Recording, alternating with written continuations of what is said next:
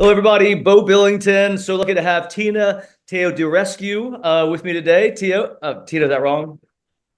No, that's fine. I have to tell a joke about my last name if we have a chance, but Yeah, no, please go for it. That's I tried about three so to four times so, before it actually came so off the air. at my previous firm, where I was the chief people officer for many years, the CEO would announce promotions twice a year at firm meetings, and he would call people up and he would say something, about them that he remembers or their impact, but he really understandably wanted to pronounce their name correctly.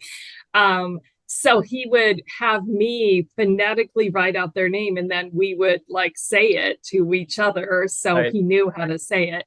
And I'd say, well, it's a good thing I'm at the highest level position and I'll never be promoted because you'll never be able to say my last name. Because Tina, no one can say your last name. And I said, well, I bet Will Andronico, who was one of the other equity partners, could Yeah. because he's Italian. He said, no way. So I go, call him. So we're in his office. He calls Will and he said, do you have any idea how to say Tina's last name? And we're on speakerphone. Will doesn't know I'm in the room. And Will's like, of course, Teodorescu. It just rolls off his Yeah, tongue. the rest, yeah, it certainly does. I actually had to write it out, truth be told. But at any rate, thanks so much for joining. Really appreciate it. So, Fractional Chief People Officer, builder of talent, cultures, and high-performing teams. Looks like you've been in the people business for the entirety of your career, and a Chief People Officer more or less the last 10 or so plus years. Thanks so much for joining. So what drew you to the fractional space and fractional CPO work in particular? Yeah, but the reason I got into this is I've been, as you said, I in one iteration or another, I'm a behavior scientist. I was a consultant in the sales performance optimization space for the first half of my career. And then I went into HR. And a couple of things that I've realized is people HR doesn't necessarily have the right tools and the right knowledge about the business to really understand what are the business drivers and really help propel the business results. And a lot of small companies that are starting up, they are started up by people that are founders who have technical expertise in their area, but they don't necessarily have people, organizational development, design expertise. So, but they need it. If their company is a people heavy business, meaning people are their primary asset, and they want to grow quickly and they don't have a people strategy to support and enable their business strategy, they're going to be in trouble. And they probably don't need and can't even afford a full-time chief people officer until they're maybe 150, 200 employees. But they really need to be thinking about their people strategies before that. So offering the services on a fractional basis, a few days a month, a few days a week, enable someone to get someone like myself or someone else that has 20 plus years of experience in multiple industries, but they can get us at a price that's a third of what they would pay, Right. Normally if they were to get a full-time hire. And most of these businesses are faced with, okay, we can hire like an HR generalist or an HR director that has 5 to 7 years of experience, or and that's all we can afford. Right. So why not get someone who's taking care of the nuts and bolts, like coordinator, HR coordinators or PO, and pay for someone who really has a lot of expertise in the field.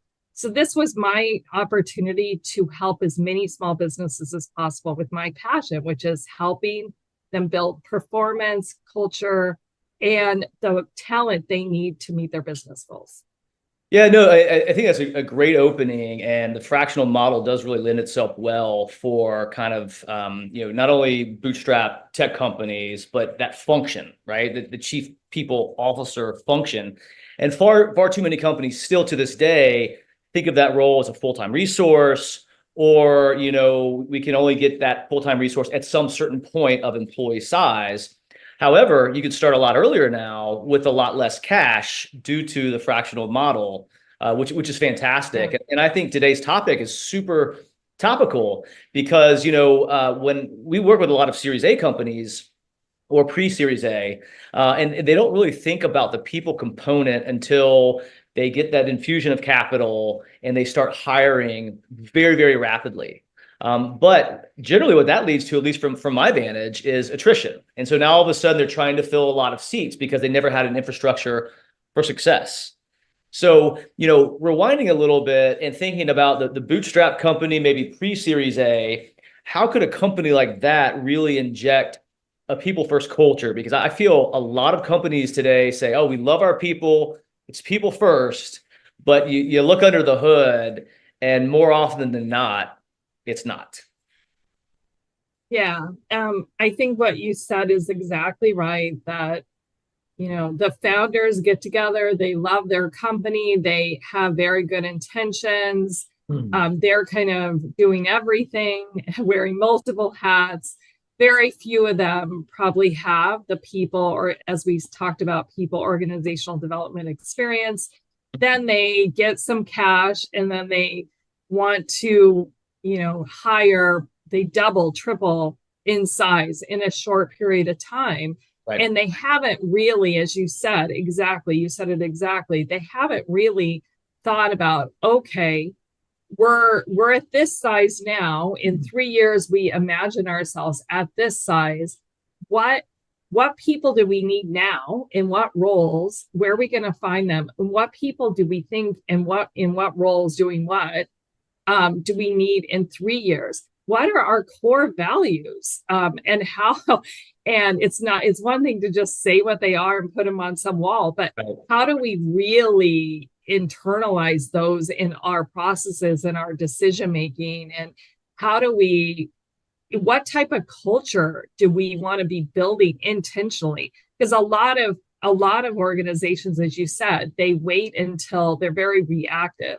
So they wait until they start to have problems. They start to be like, oh my gosh, like we can't find enough of the right people. These roles have been open for months. Like, oh, the people we want are commanding huge salaries and our margins are compressing, or, oh, we're starting to have turnover, or our culture survey is negative, or people said some stuff on Glassdoor about us that doesn't reflect what we want.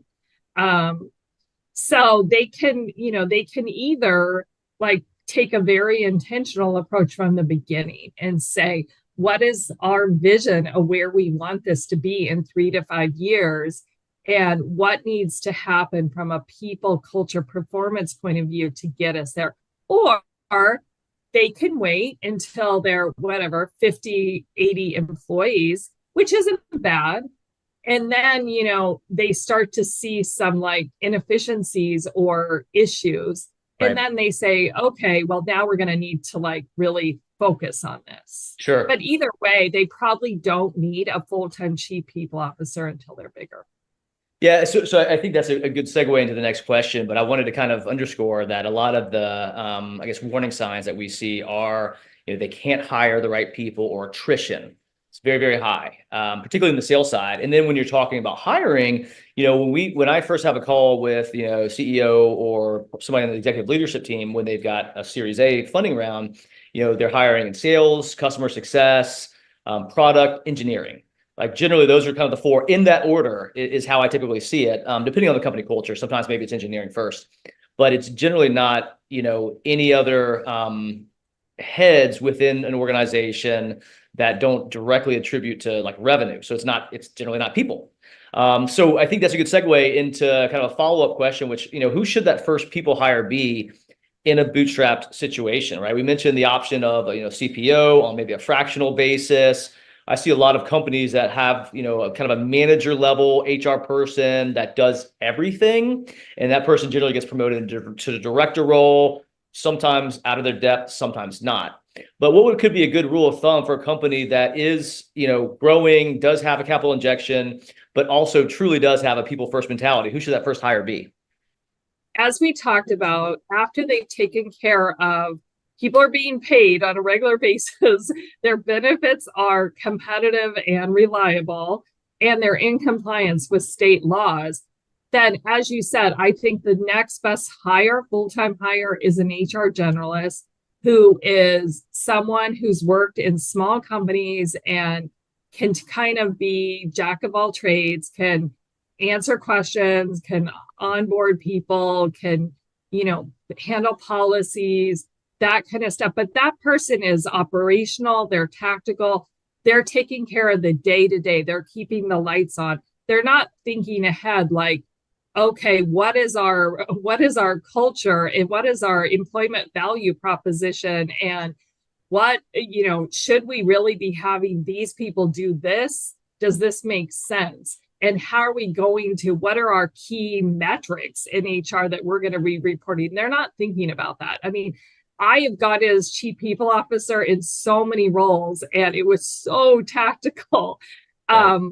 And they're not speaking with the CEO and saying, where is our vision of success? What revenue, what margins, and what do we need to do from a people point of view to do that?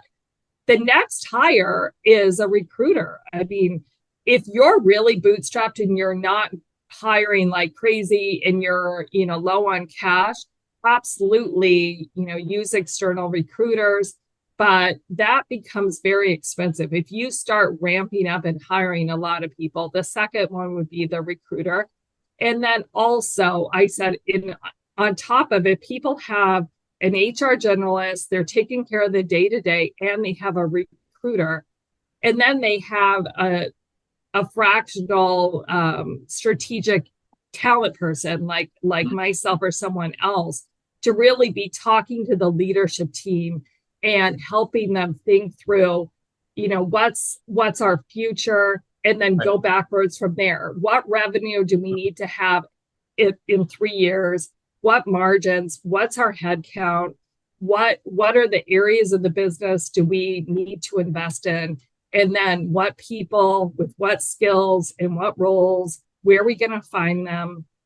What's our recruitment strategy and process? What's our culture?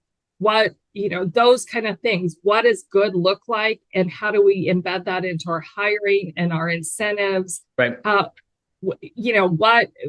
are we gonna automate things at one point? How do we keep upskilling people so they have the skills not only to stay, because people want to be invested in, they want to be growing, but also to stay ahead of what the organization's needs are and what the customer's needs are. What's our upskilling strategy?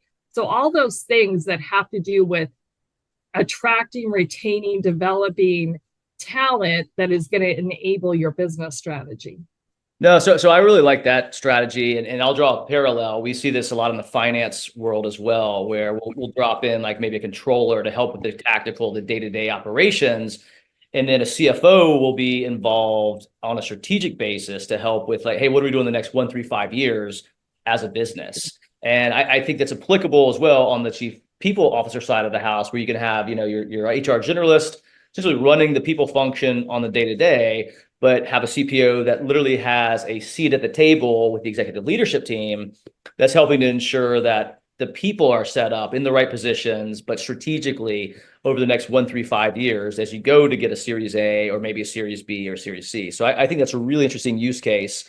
It could be a nice kind of play for a lot of companies that are sub 150 using that number that you shared earlier. Yeah, especially if they're going to be looking for external funding, like they're going to get some cash from private equity, or they're in their plan and 5 years from now, 3 to 5 years, they want to have a transaction. They either want to buy a company, they want to sell their company, they want to go public. any of those kind of, they want to seek external funding, those things, they're going to look hard. Is if it's a talent heavy business, Right. they are going to look hard at the talent. What talent do you have? What's your bench strength? What's your cost of hire? What's your cost of service? How long are your roles open?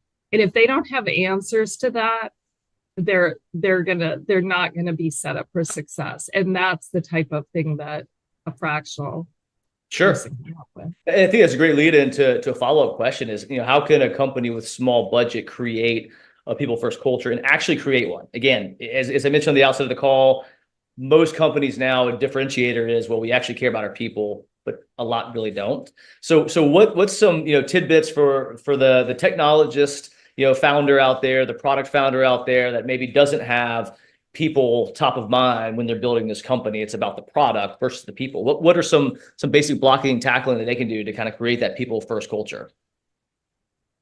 I don't think it has anything to do with money, or I think it has to do with mindset. So if you say you're a people first culture, what does that mean? Define, what does that mean to you, and what actions are you going, what does success look like Right. in a people first culture to you, and what are the outcomes? So what are the behaviors that mean people first to you and your team agrees to?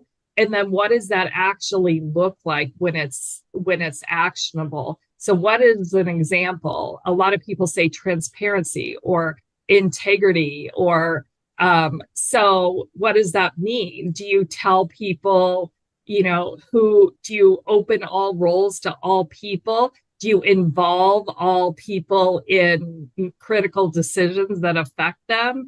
Are you, being very transparent about where the company is, where it's going, and what are the key decision points? I think that's what people care about. People want to be part of an organization that, they can see that their role has an impact. They know where the company is going. They know what success looks like, and they can see how they have a role in that. They don't want to be just coming and, logging their hours and, they don't want to, they want to see impact. They want to see that they're part of something bigger, that it's a team environment. They want to see that the company is investing in them. There's a future for them. Right. So I'm not just coming and doing my 9 to 5, but there's a path. There's, and the company is investing in upskilling me and giving me new opportunities and exposure and experience. So if the founders agree on, these are our values, these are the type of cultures we want, and this is how we're going to run the company by these values, and they involve the employees in, this is what integrity means at this company, and this is how it's going to play out. I don't think that it does take time and thoughtfulness, but I don't think it takes money. It is more challenging, I can tell you, to once you define that, to scale it. Because it's one thing when you're all sitting around a conference room eating pizza when you're 20 employees and everyone knows each other and you're working together every day, 12 hours a day, to be very on the same page with things. But as you scale from 20 to 60 to 100 to 200, and you don't even know everyone's first name anymore, you have to be very intentional about it. Right. And then you have to start to think. I mean, I've seen companies, you go in and you're like, okay, this is how people define. And I recommend assessing that. How do people define the current culture? And what is the ideal culture that we want in 3 to 5 years as we scale? And get input from your employees, and then say, okay, what pieces of the current culture do we want to try to retain as we scale? And how are we going to do that? I think that's a really robust response. And I like how you tie that back to the core values, which I hear time and time again are kind of the North Star for an organization, especially when that cares about their people. And the great thing about core values is that they can attract people, that they can also ward off people that, wouldn't be good for your culture. And I think arguably maybe the latter half of my statement is maybe the most attractive, because, you get the wrong people on the bus, they can poison the well. And so it's really important to make sure that the people you do have clearly kind of, mirror those same core values across the board. So I think that's a great response. And again, to your point, not easy, not expensive though, right? It's something that can be done and can be done with some thoughtfulness and some intent. So I think that's a really, really interesting response. So getting a little bit deeper and just a couple more questions for you. I really appreciate your time, Tina. So when is the right time for a company to kind of start formalizing some of the processes, right? So hiring, onboarding, the people processes, because I get into that a lot when I'm helping particularly pre-Series A companies. So they come to our company, maybe they need a fractional resource or a full-time resource, but they don't have any process, any onboarding. I mean, getting a computer could be like literally somebody going out to a store, buying it and getting reimbursed, like zero process. So when's the right time for a company to start kind of cobbling together, some sort of onboarding and formalized hiring process? Yeah, I mean, when I was at Zipcar, to tell you the truth, and it was not a startup at all. It was a public company. And we were international. They had very few processes.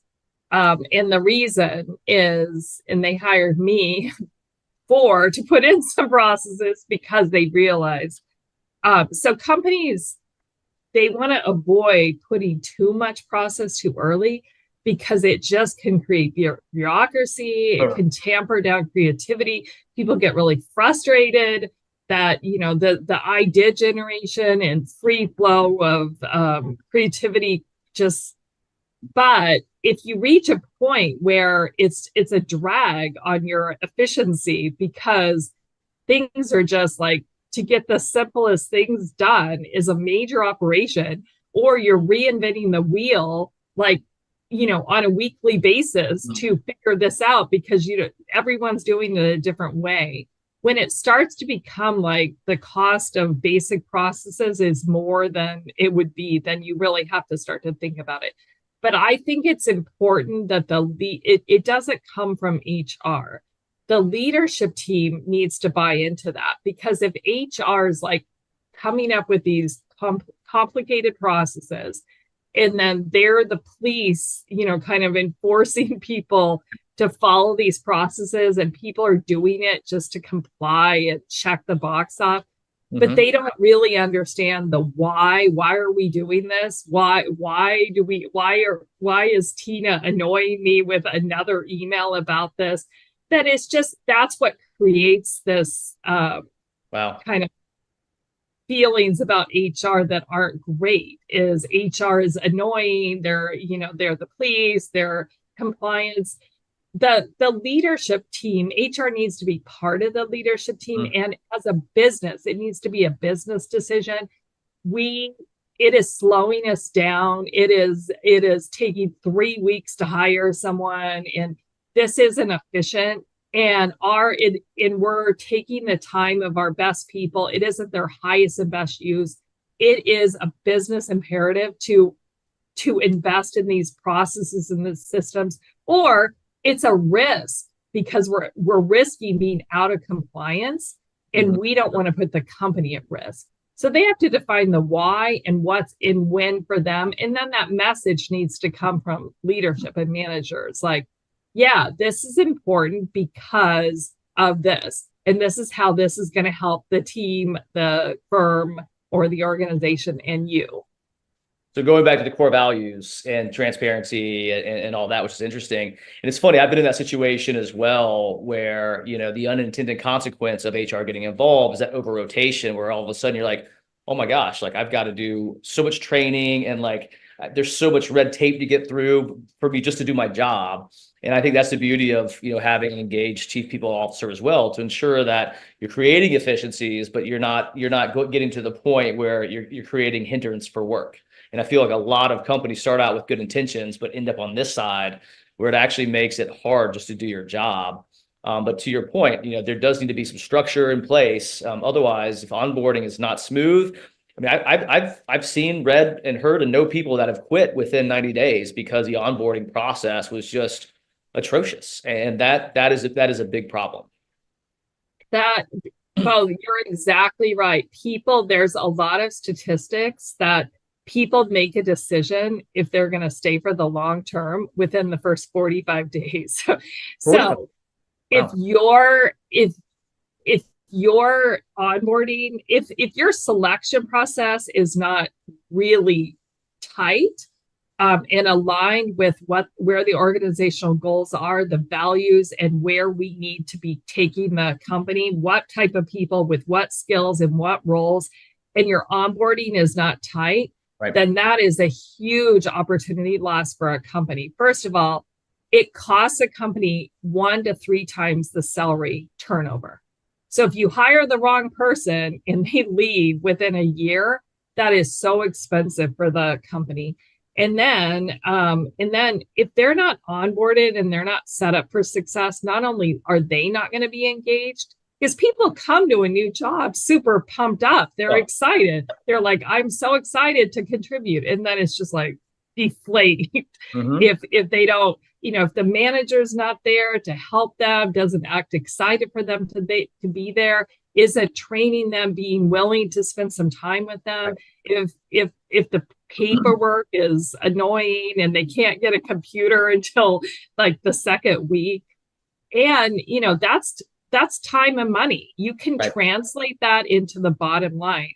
If someone's paid $100,000 a year and it takes them 6 months to get fully up to speed instead of 2 months, that's a lot. Time and money.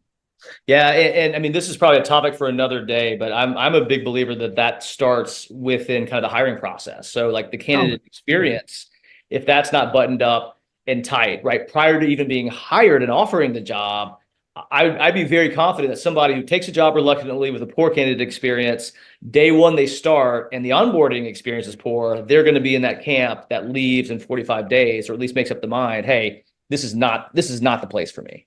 So I think that's really, really interesting. All right, last question. Really appreciate the time, Tina. So we talked a lot about seed companies and kind of about Series A, but what kind of infrastructure is really needed when somebody gets that Series A? They get a $25 million cash, infusion, and like what's the difference? Like, how do they say, okay, we've got the people, like let's go and create an infrastructure that's geared and ready for scale, real scale?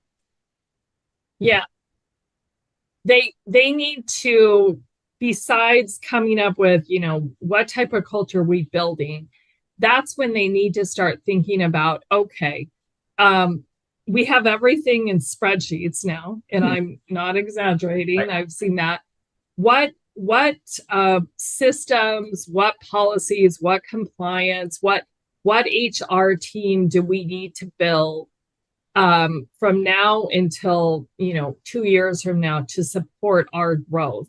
And you have to make a business case for that. And then what roles and responsibilities and structure as the company scales, as it matures, what are the functions, what do those functions, are they responsible for accomplishing? How is that directly impacting the success and the goals of the company? And how is it going to, so you have to just start building that culture, systems, policies, compliance, and structure, and build the foundational elements, and then what's going to go underneath those as you scale. Yeah, I mean, it makes a lot of sense. I mean, it's no difference than making a business plan. It's just around the people and kind of the trajectory of the organization, but building that out, with forward-looking 1, 3, 5 years, cash capital towards human capital, et cetera. So really let me give you an example. So in one of my roles where I was a chief people officer, I was hired by the CEO. He wanted to triple the firm in 5 years. He wanted to take the firm national, and he wanted to diversify and have 40% of the revenue coming from a new advisory practice. So those were pretty aggressive goals. And I came in and I looked at the people function and we had one recruiter, we had no applicant flow, we had very little applicant flow. Right. Roles would be open for like 3 to 6 months. We had no systems. Everything was in spreadsheets. And, we had a payroll system, but man, I had a half an HR person who worked 20 hours a week, a generalist. And he didn't want to spend any money, the CEO, but so I had to make these business cases. And the first thing I did was, okay, if you want to grow, we were a people dependent business. Our people were responsible for all of our revenue. And we have no applicant flow. No one knows who we are. That's my number one priority. So applicant flow, building up our employment value proposition, building up our brand, getting that up and running, and what people do we need? And then we had to change our profile. Because if we were then going from a very technical CPA firm to an advisory practice, that's a different profile and skill set. So we had to change our hiring profile, our onboarding, our incentives, our training. And it all started with his business goals. And then what people, process, systems do you need to put in place to enable those business goals? Yeah, no, it sounds like a lot of kind of the HR component is that business case, putting that together, presenting. But you brought up an interesting point about, founder not wanting to spend money. And candidly, when we look for partners or customers, we look for companies that generally not pre-revenue, they have product market fit, but most importantly, the founder has a growth mindset, like they actually want to grow and will be willing to invest back in the business in order to do so. Otherwise, it can be very, very difficult to do your job, particularly as a fractional. But Tina, really appreciate you taking the time today. Sincerely, Thank you, where's the best place for people to find you? My website is talentedgeadvisors.com. So www.talentedgeadvisors.com. And my email is tina@talentedgeadvisors.com. I'm on LinkedIn as well. Excellent. We'll be sure to add that to the notes, but also the video here. And really appreciate you taking the time. Thanks, Tina. Thank you, Bo. Bye-bye. Bye.